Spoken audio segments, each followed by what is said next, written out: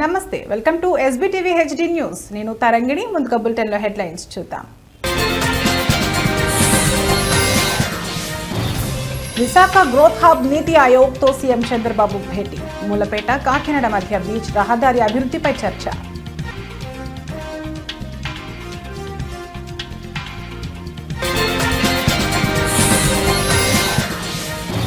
BRS నేత కేటీఆర్ కు supreme court నోటీసులు. కాంగ్రెస్ ప్రభుత్వంపై 25,000 కోట్ల అవినీతి ఆరోపణల వ్యవహారం.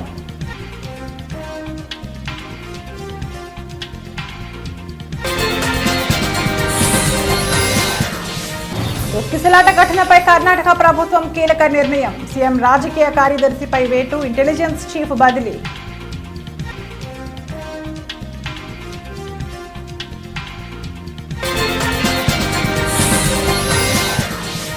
ఎలన్ మస్క్ స్టార్ లింక్ కు కేంద్రం అనుమతులు. శాటిలైట్ ఇంటర్నెట్ సేవలకు లైసెన్స్ జారీ.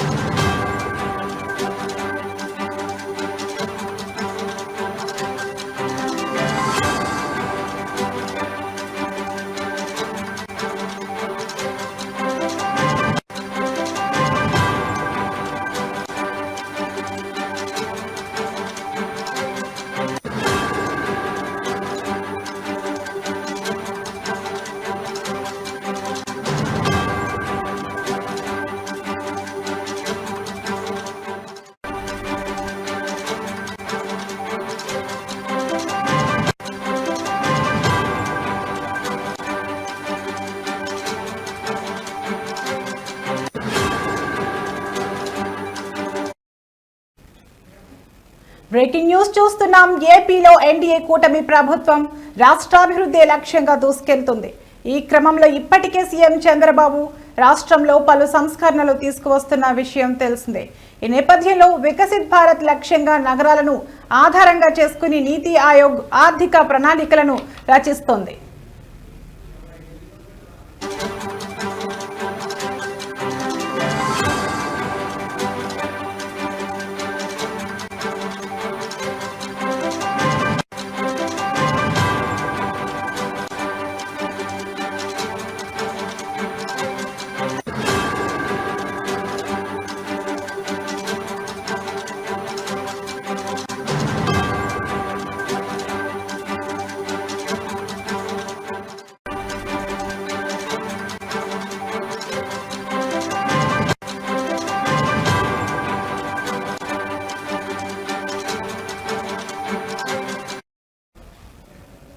ఈ నేపథ్యంలో వికసిత్ భారత్ లక్ష్యంగా నగరాలను ఆధారంగా చేసుకుని నీతి ఆయోగ్ ఆర్థిక ప్రణాళికలను రచిస్తోంది.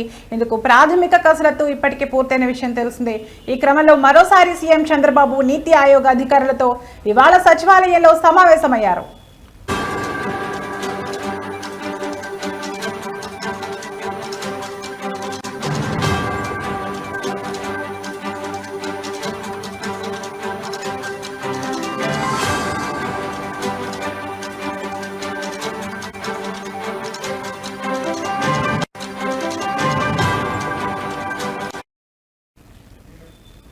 ఏపీలో ఎన్డీఏ కూటమి ప్రభుత్వం రాష్ట్రాభివృద్ధి లక్ష్యంగా దూసుకెళ్తుంది. ఈ క్రమంలో ఇప్పటికే సీఎం చంద్రబాబు రాష్ట్రంలో పలు సంస్కరణలు తీసుకువస్తున్న విషయం తెలిసిందే. ఈ నేపథ్యంలో వికసిత్ భారత్ లక్ష్యంగా నగరాలను ఆధారంగా చేసుకుని నీతి ఆయోగ్ ఆర్థిక ప్రణాళికలను రచిస్తోంది. ఇందుకు ప్రాథమిక కసరత్తు ఇప్పటికే పూర్తయిన విషయం తెలిసిందే. ఈ క్రమంలో మరోసారి సీఎం చంద్రబాబు నీతి ఆయోగ్ అధికారులతో ఇవాళ సచివాలయంలో సమావేశమయ్యారు.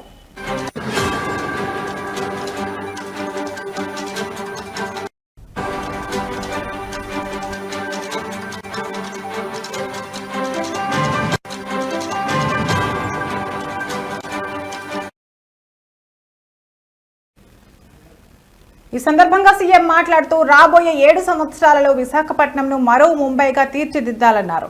ఈ క్రమంలో 20 లక్షల మందికి వర్క్ ఫ్రం హోం కల్పిస్తామని సీఎం చంద్రబాబు పేర్కొన్నారు.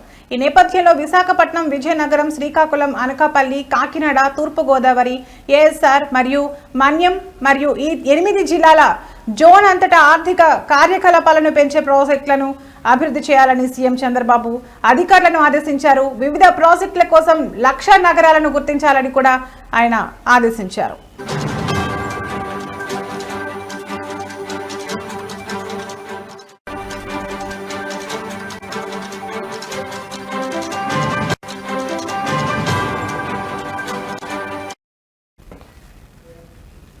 విశాఖ ప్రాంతం 36,000 చదరపు కిలోమీటర్ల విస్తీర్ణంలో ఉంది. అలాగే 15.5 మిలియన్ల జనాభాకు నిలయం. దీని ప్రస్తుత జీడీపీ సుమారు $49 బిలియన్లు. 2032 నాటికి ప్రాంతం 20 నుంచి 24 లక్షల ఉద్యోగాలను సృష్టించగలదని, ఇది రాష్ట్ర భవిష్యత్తు వృద్ధికి కీలకమని ఆయన పేర్కొన్నారు. మూలపేట, కాకినాడ మధ్య బీచ్ రహదారి అభివృద్ధి చేస్తామని, వీటిని జాతీయ రహదారులకు అనుసంధానిస్తామని తెలిపారు.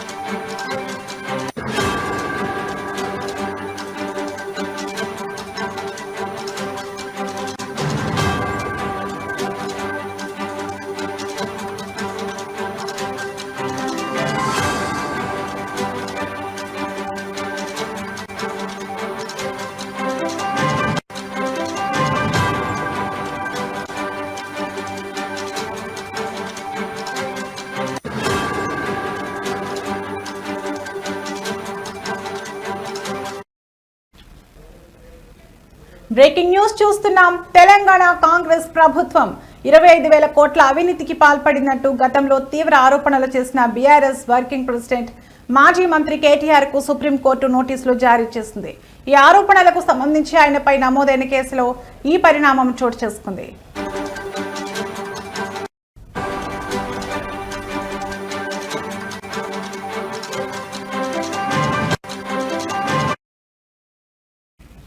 కాంగ్రెస్ ప్రభుత్వంపై కేటీఆర్ చేసిన అవినీతి ఆరోపణల నేపథ్యంలో ఈ పార్టీ నాయకురాలు ఆత్రం సుగుణ పోలీసులకు ఫిర్యాదు చేశారు. ఈ ఫిర్యాదు ఆధారంగా ఉట్నూరు పోలీస్ స్టేషన్లో కేటీఆర్ పై కేసు నమోదైంది. అయితే తనపై నమోదైన కేసును కొట్టివేయాలని కోరుతూ కేటీఆర్ తెలంగాణ హైకోర్టును ఆశ్రయించారు. హైకోర్టులో ఆయనకు అనుకూలంగా తీర్పు వెలువడింది.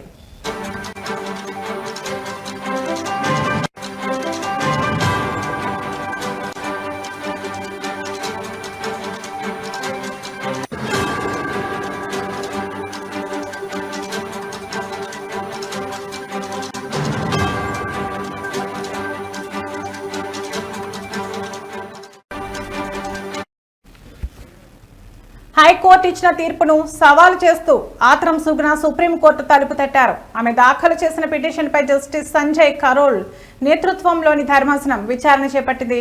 పిటిషనర్ వాదనలు విన్న ధర్మాసనం ఈ పిటిషన్పై ప్రతివాదిగా ఉన్న కేటీఆర్ కు నోటీసులు జారీ చేసింది. 4 వారాల్లోగా తమ స్పందన తెలియజేయాలని కేటీఆర్ ను ఆదేశిస్తూ తదుపరి విచారణను ధర్మాసనం వాయిదా వేసింది.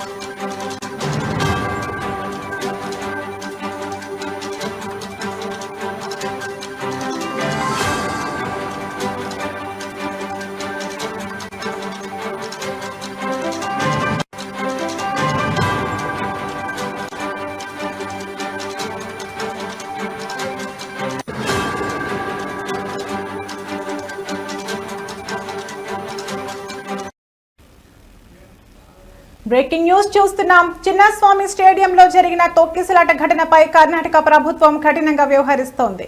ఈ దుర్ఘటనకు బాధ్యులని భావిస్తున్న పలువురు కీలక అధికారులపై చర్యలు తీసుకుంటున్న సిద్ధరామయ్య ప్రభుత్వం తాజాగా మరో సంచలన నిర్ణయం తీసుకుంది.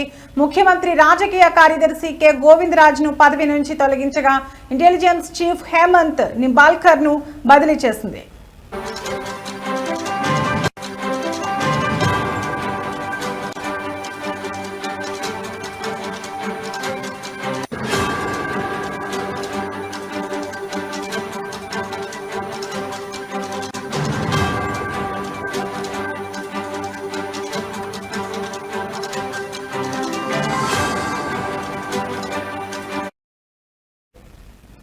బెంగళూరులో జరిగిన తొక్కిసలాట ఘటన రాష్ట్ర వ్యాప్తంగా తీవ్ర కలకలం రేపిన విషయం విదితమే. ఈ ఘటనపై తీవ్రంగా స్పందించిన ప్రభుత్వం ఇదివరకే గురువారం బెంగళూరు నగర పోలీసు కమిషనర్తో పాటు మరికొందరు కీలక పోలీసు అధికారులను సస్పెండ్ చేసింది. ఈ చర్యలు తీసుకున్న మరుసటి రోజే శుక్రవారం మరో 2 ఉన్నతాధికారులపై వేటు వేయడం గమనార్హం.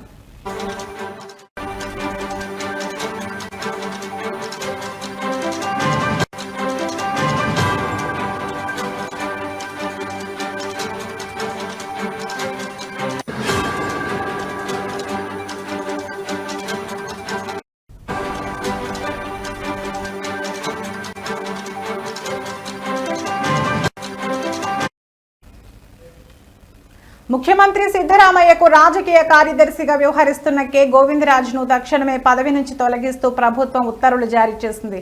అదేవిధంగా హేమంత్ నింబాల్కర్ను ప్రస్తుత బాధ్యతల నుంచి తప్పించి బదిలీ చేసింది.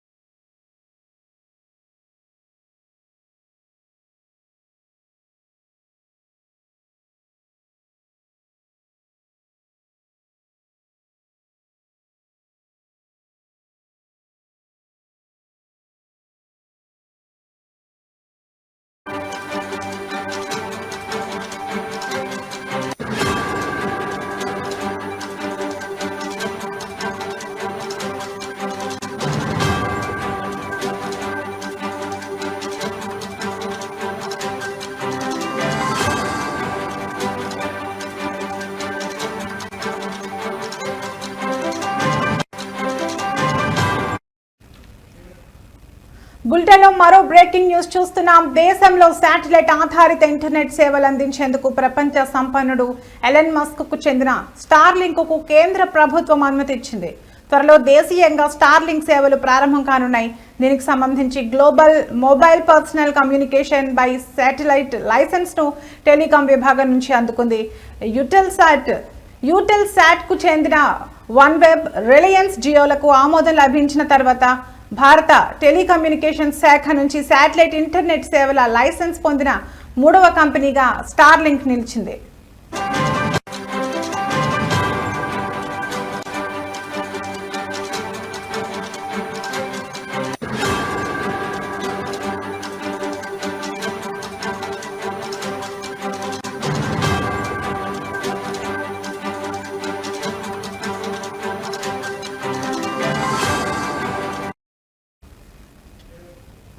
దరఖాస్తు చేసుకున్న 20 రోజుల్లో ట్రయల్ స్పెక్ట్రమ్ మంజూరు చేయనున్నట్లు టెలికాం విభాగం వర్గాలు తెలిపాయి.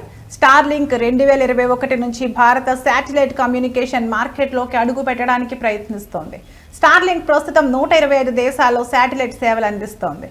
మరో బిలియనియర్ జెఫ్ బెజోస్ యాజమాన్యంలోని అమెజాన్ కైపర్ కూడా దరఖాస్తు చేసుకుంది. అయితే ఇంకా ఆ దరఖాస్తు పెండింగ్ లో ఉంది. ఇక యాపిల్ కు చెందిన గ్లోబల్ స్టార్ కూడా దేశంలో శాటిలైట్ ఆధారిత బ్రాడ్బ్యాండ్ సేవలు అందించేందుకు ఆసక్తి చూపిస్తున్న కంపెనీల జాబితాలో ఉంది.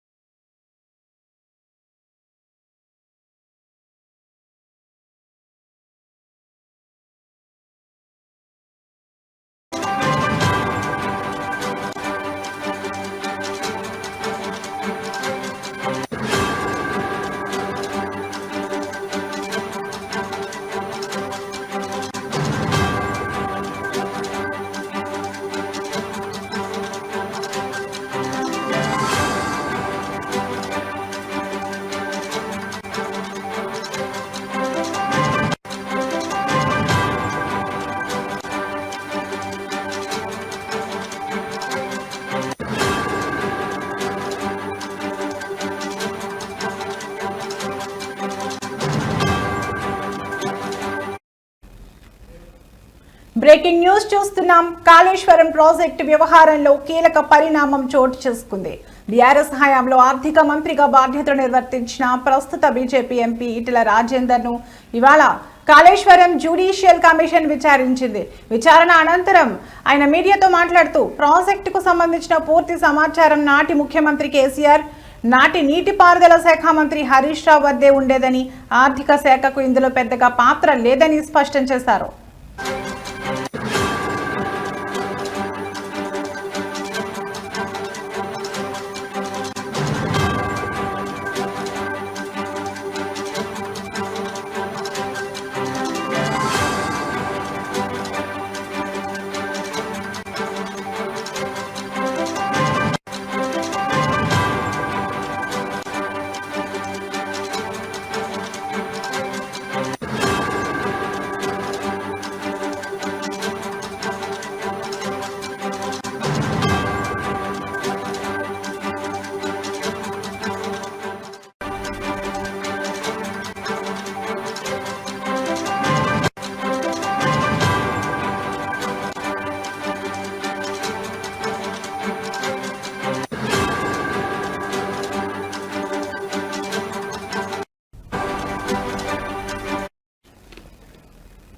కాళేశ్వరం ప్రాజెక్టు వ్యవహారంలో నా పాత్ర ఏమీ లేదు అని ఈటెల రాజేందర్ తేల్చి చెప్పారు.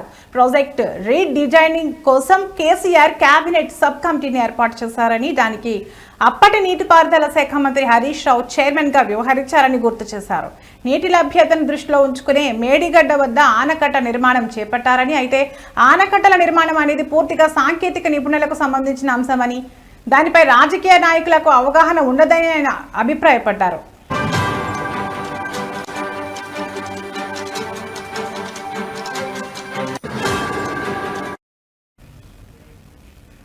ప్రాజెక్టు వ్యయం గురించి ప్రస్తావిస్తూ మొదట కాళేశ్వరం ప్రాజెక్టుకు 63,000 కోట్లతో ప్రతిపాదన చేశారు. తర్వాత అనేక కారణాలతో ప్రాజెక్టు వ్యయం 82,000 కోట్లకు పెరిగిందని ఈటెల వివరించారు. కమిషన్ తనను ఆర్థిక పరమైన అంశాలపై ప్రశ్నలు అడిగిందని, కాళేశ్వరం కార్పొరేషన్ రుణాలపై ఆర్థిక శాఖ ప్రమేయం ఉందా అని ప్రశ్నించిందని తెలిపారు. దీనికి ఆర్థిక శాఖకు ఏమాత్రం సంబంధం లేదని, ఇది పూర్తిగా ఇరిగేషన్ శాఖకు సంబంధించిన విషయమని తాను కమిషన్కు స్పష్టం చేసినట్లు చెప్పారు.